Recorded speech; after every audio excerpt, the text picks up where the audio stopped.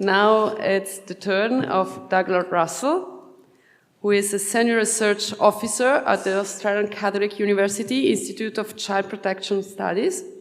He leads the Institute's Children and Young People Safety Project and then works with Catholics, secular and other organizations in other faiths to support children's safety and well-being. And his presentation regards safeguarding capabilities across the Catholic Church in 7 countries globally, strengths, areas of focus, and next steps.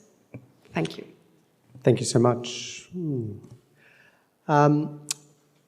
I was also thinking about saying hello in multiple languages, but that's been taken, and I think I was also planning on saying a quote from a song, but that's also been taken. So what I'm going to do is I'm going to give you half a minute to stand up and have a stretch, or to wriggle your feet or your hands, if that's something that you think will help you, because it's Thursday afternoon, there's a coffee break after my talk, and you've been sitting here so patiently, so thank you so much.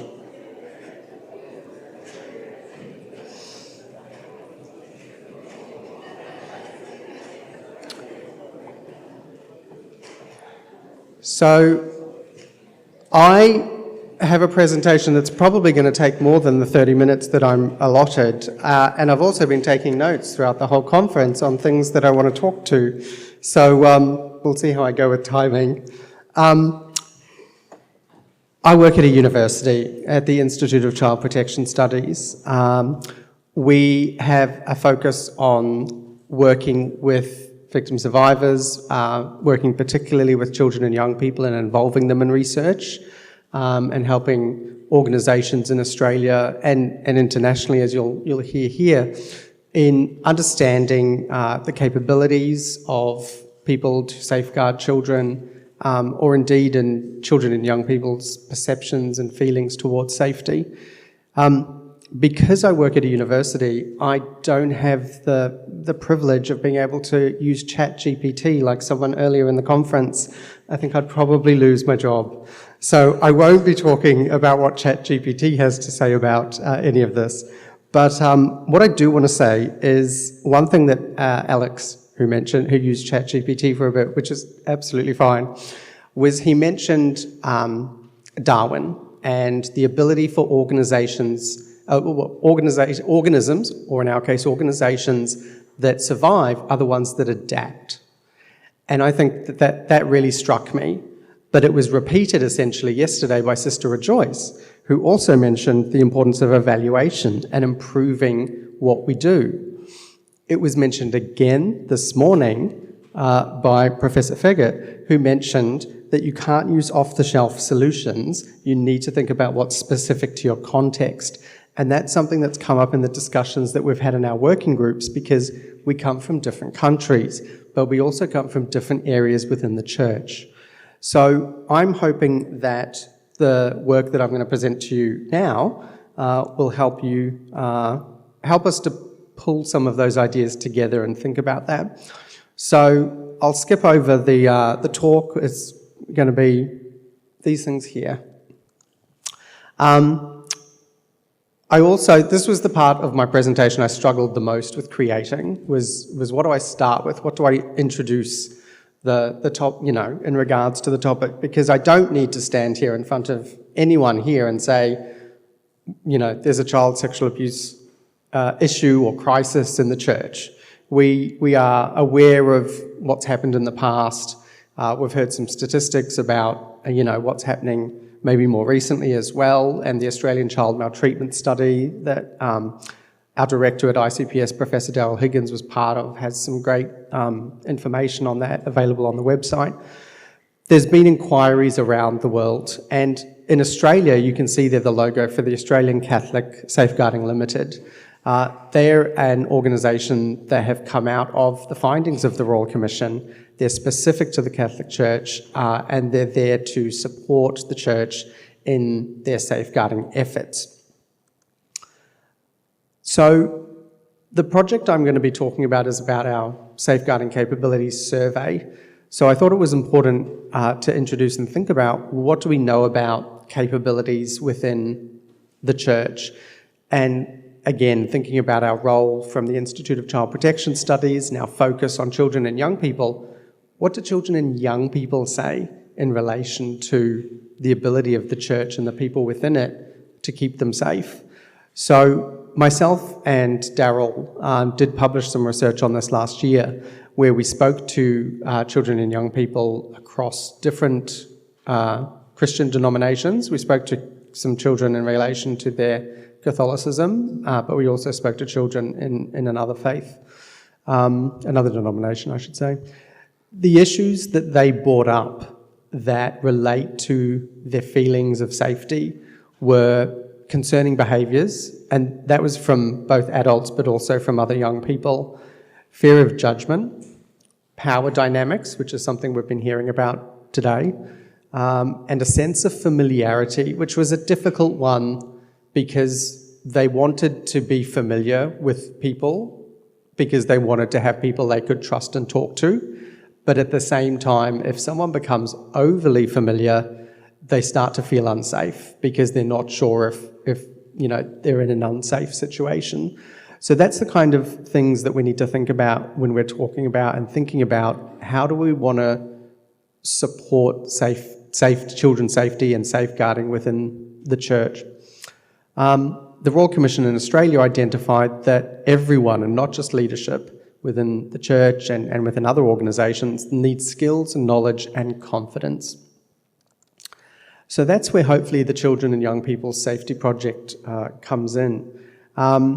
It's essentially made up of three things at the moment. One of them is our Safeguarding Portal, which is a website that we hope will continue to develop and be a one-stop shop for resources in regards to safeguarding. But the two survey tools, the children's safety surveys for 10 to 18-year-olds, and organisations, whether they're Catholic, secular, or from another faith, can utilise the survey to understand the perceptions of safety of young people, sort of 10 to 18 years of age, in relation to the organisation. So, for example, we have Catholic schools that have signed up, so they would distribute the survey link. It's all done online on phones, tablets or computers. And it would say, here's a scenario. Does that happen at St. Peter's School? Do the adults have the skills to support you if this was to happen? Would you talk to someone? Things like that. I'll share some papers at the end, just the names of them, but I'm happy to be contacted if anyone wants access to any of the research that's come out of that. And our safeguarding capabilities surveys for the workforce, for every adult or even young person that has a role in safeguarding. That could be a school teacher, it could be a sports coach, it could be the priests and bishops within our diocese. And that's the one that I'm going to focus on talking about in today's project. Thinking about my time, I might skip over. I've spoken to this. The Children and Young People survey was co-designed with children and young people. It wasn't adults saying, this is what safety is for children.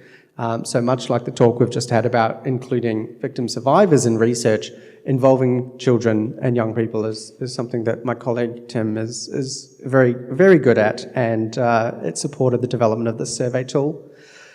The Safeguarding Capabilities Survey, the one I'm talking about today, was developed to complement that, and it has 73 items or questions that run across 4 areas or domains of capability. They're awareness of organisational culture of safety and policies and practices, the confidence to act in relation to either preventing or responding to concerning behaviour or grooming or abuse, their attitudes to prevention and of abuse, and knowledge, situational prevention knowledge, and the agency of children and young people. So the current participation across the surveys, which are openly available for organisations to come on board with, provided there's funding available. We've had close to 5,000 children and young people take part in the Children's Safety Survey, and we've had over 1,000 staff take part in the Safeguarding Capabilities Survey. The Children's Safety Survey is very much taken up by schools in Australia. 90% of those children are responding in regards to schools, and many of those are Catholic schools. The Safeguarding Capabilities Survey is more split. About 30% are practitioners in schools, There's a large cohort in residential or out-of-home care, and then we have groups from different areas like sport, community services, after-school care, and so on.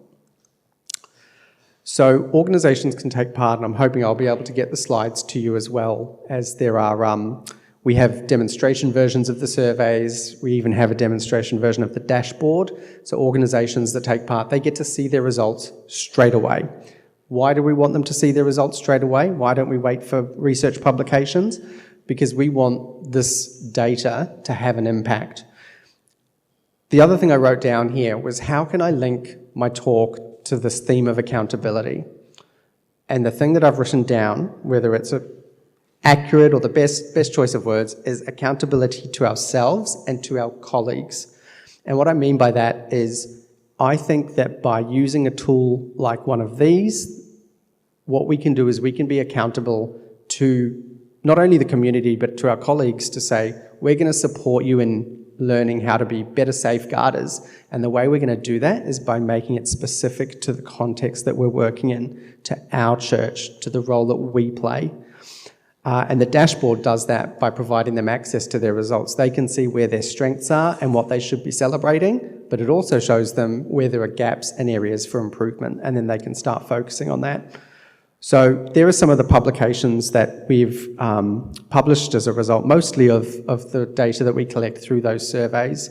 I'll be leaving my contact details up at the end, so if any of that or any of this is of interest, please get in touch. We're very much looking to continue building relationships and breaking down those silos, as Father Hans-Zollner said this morning, in relation to the way we work together as researchers and practitioners and church members.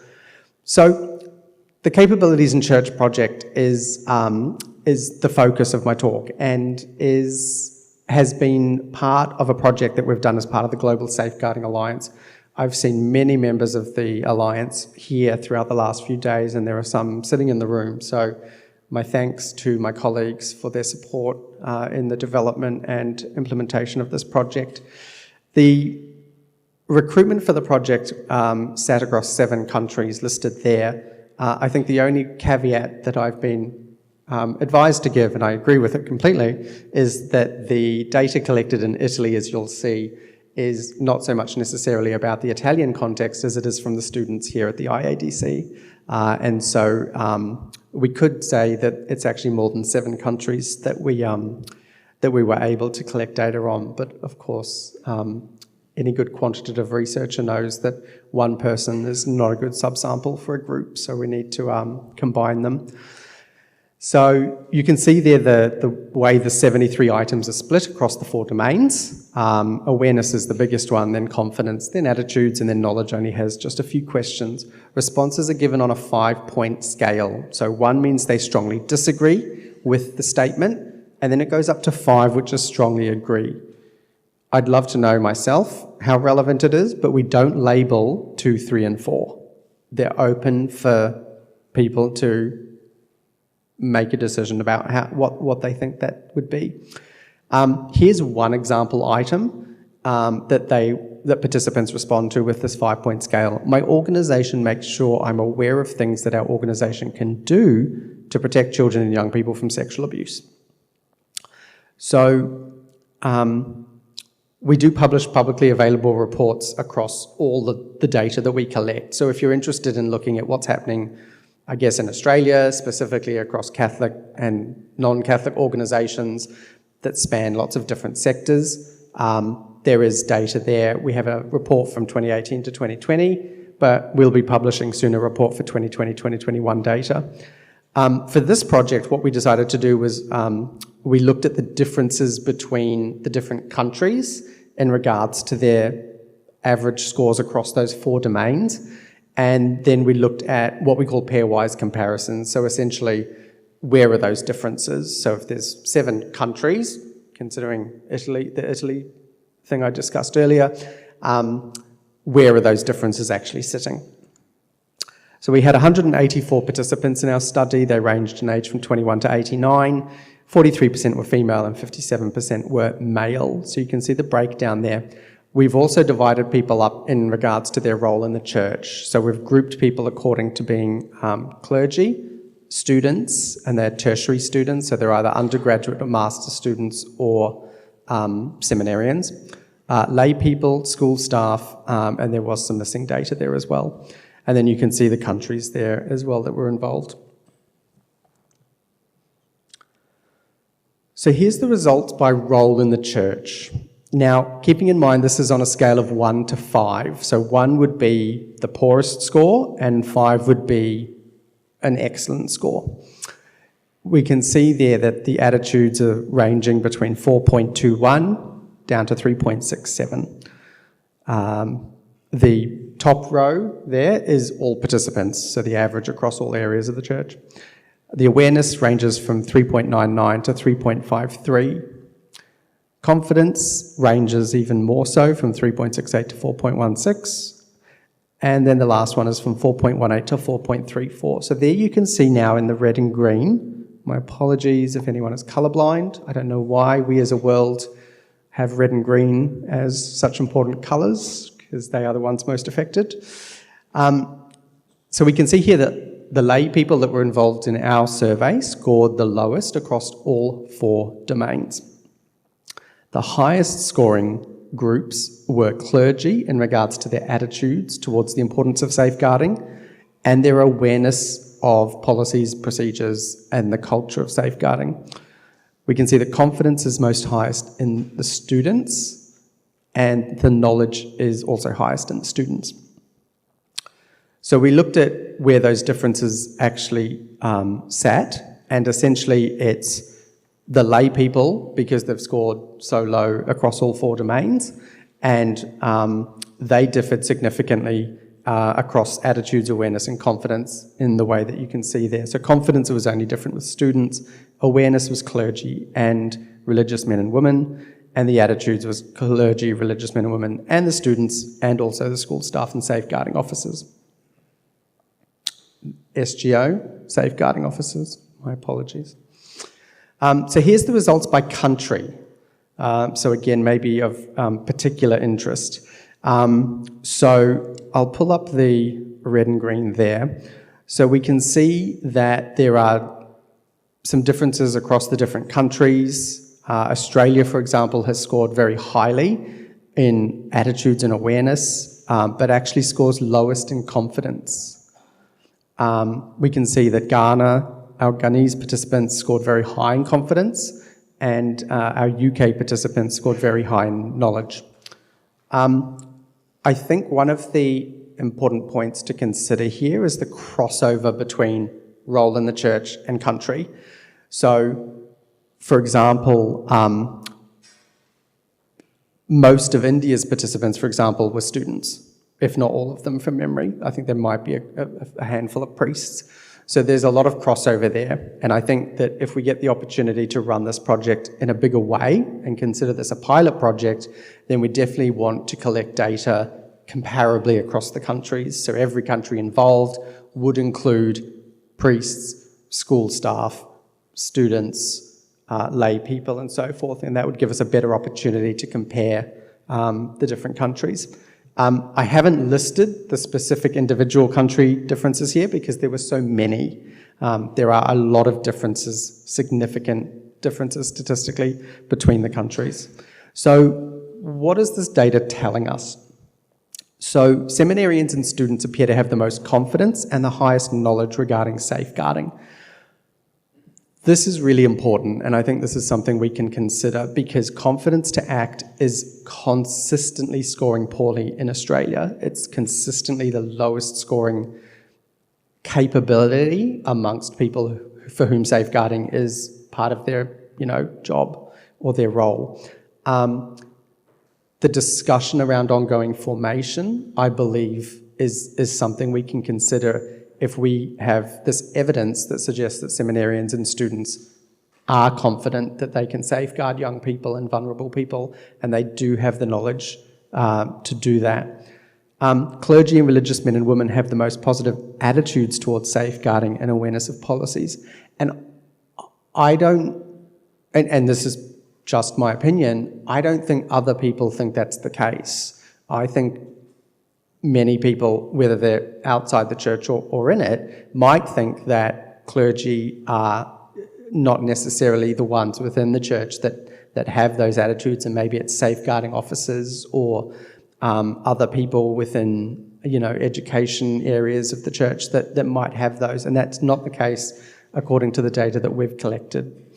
So country-wise, we know that Australia has positive attitudes and good awareness, and maybe that's a result of the Royal Commission that we had end 5 years ago.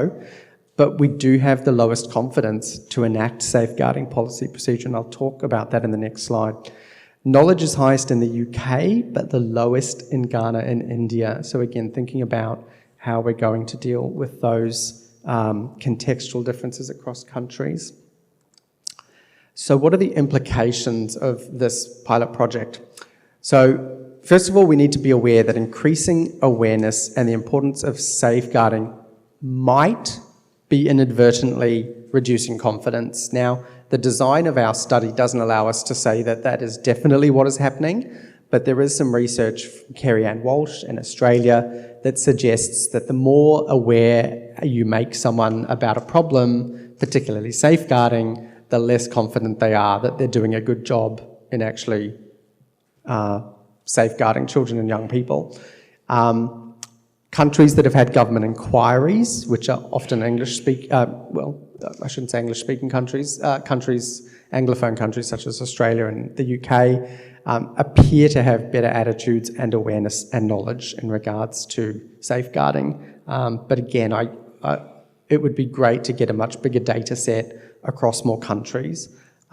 So in saying that, we do want to collect some more data. We do want to broaden this to other countries. Seeing the presentation this morning about the work in Zimbabwe was just humbling. It's amazing work, so well done.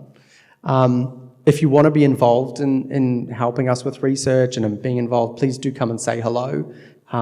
If you've got a card, leave it with me. If you want to take my email address, it's coming up.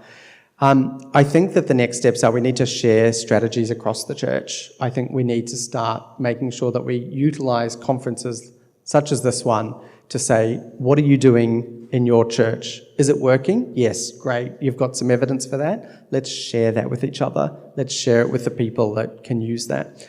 And develop new strategies. If we collect more data when we identify that there's something that needs support across many countries, across many people within the church, then that can be a focus of where we develop interventions. So the Global Safeguarding Alliance is definitely interested in working with practitioners and helping present research to them. So please come and talk to me if you think that's of interest. Here are my contact details. The email address is obviously going to be the best one, but if you're in Melbourne, please feel free to pop past the office. The QR code up there, it's great that there's a coffee break now and that there's not another speaker coming up who's about to tackle with people on their phones. But if you scan the QR code, you'll actually go straight to a miniature version of the Safeguarding Capabilities Survey, so you can get an idea of what it looks like, how the questions are phrased across the 4 different domains. We don't publish any of that data. It's not used for anything other than having someone like yourselves look at that data. So thank you very much, and I hope that we can work together to continue to understand how to improve all of the different individual areas of the church by collecting some data and combining research and practitioners working together. Thank you.